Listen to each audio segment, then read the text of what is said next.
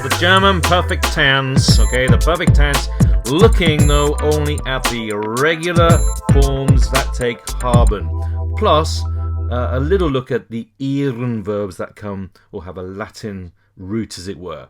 Okay, so that's what we're going to be looking at today. We're not going to look at sein or the irregulars, etc. We're going to leave that for a later sort of video.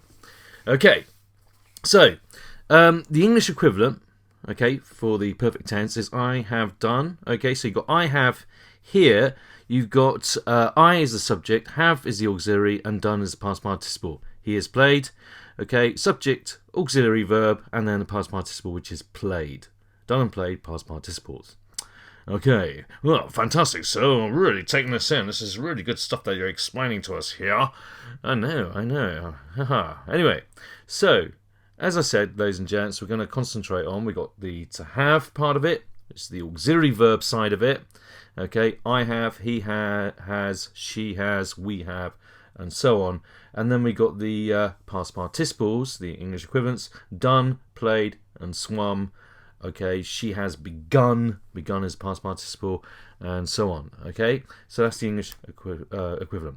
So, swum, done, gone, all these words are past participles, ladies and gents. Okay, I hope that information is going into this youth over here, and he's taking it in. Or is he not? I don't know. He's kind of sort of a little bit hesitant about the whole thing.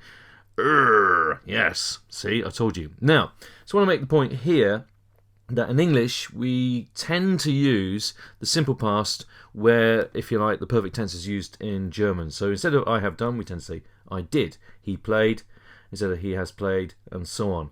Okay, particularly in conversation. German tends to use the perfect tense in conversation. Okay, whereas we in English we use all sorts of forms for the past tense. I used to do. I used to go. I was going. We were doing. We were playing. Okay, so it's quite confusing, if you like, for the German learner of English. Whereas I think it's quite straightforward if you actually think of an English person learning German. Okay, perfect tense in many ways is quite simplistic.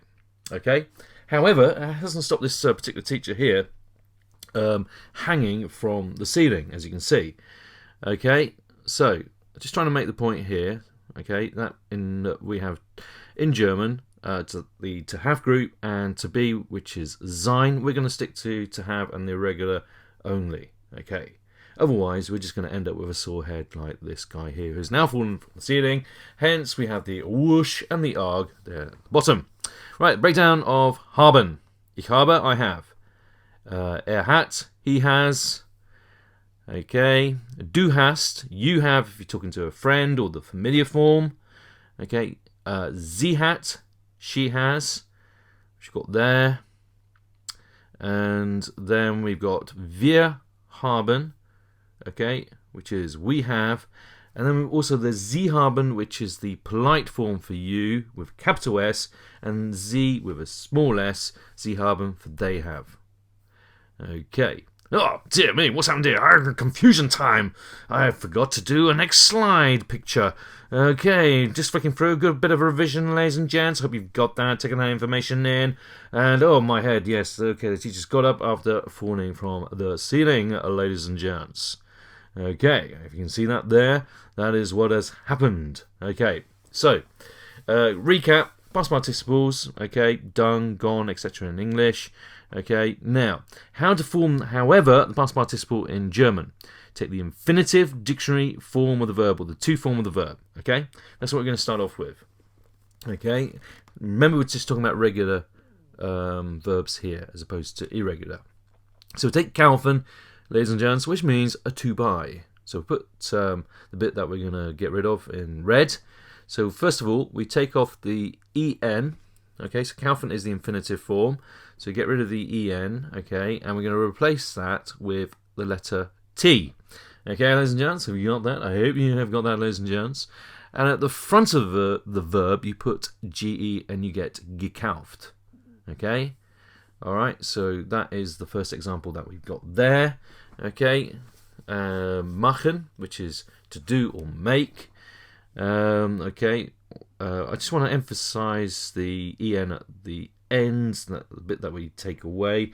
Okay, let's just rewrite it again take it away again, just to show the procedure as to what we do. Okay, replace it with a T, and at the front we put a GE like so. And I hope, young sir, that the information is going in. Yes, sir, that's fantastic information. Thank you very much. So, ich habe gekauft. Literally, I have bought, or just I bought. Can also translate in English as I did buy. Okay, just making the point that English has more than one equivalent. Okay, which can be confusing for the German learner. Now, let's try another combination. Hast du gekauft? Literally, have you bought? Or again, did you buy? Hast du gekauft? Hast du gemacht? Did you do? Have you done, in other words? Okay, right. So, moving on from that, ladies and gents, to our next section. Okay, now we're going to have a look at how we put all this together. So, a sort of small sentence, if you like. So, ich habe es gemacht. I have done it, or I did it. So, the past participle in German, okay, goes to the end of the sentence. Ich habe es gekauft. I bought it, and so on. Okay, let's have a look at some Latin-based verbs that come into the German language. Hence the Roman soldier here to the left. I hope you can see that as a Roman soldier. So, ieren verbs. I-E-R-E-N. Notice that they still have en on the end.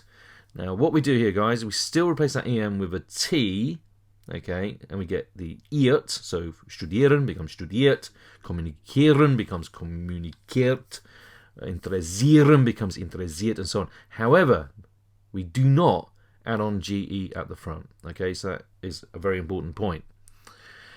Right, now, if we start off with a time word like gestern, which means yesterday, gestern Abend, which is last night or yesterday evening, we have to invert, which means swapping the subject and the first verb that comes after it. So the ich with the habe will swap around to habe ich.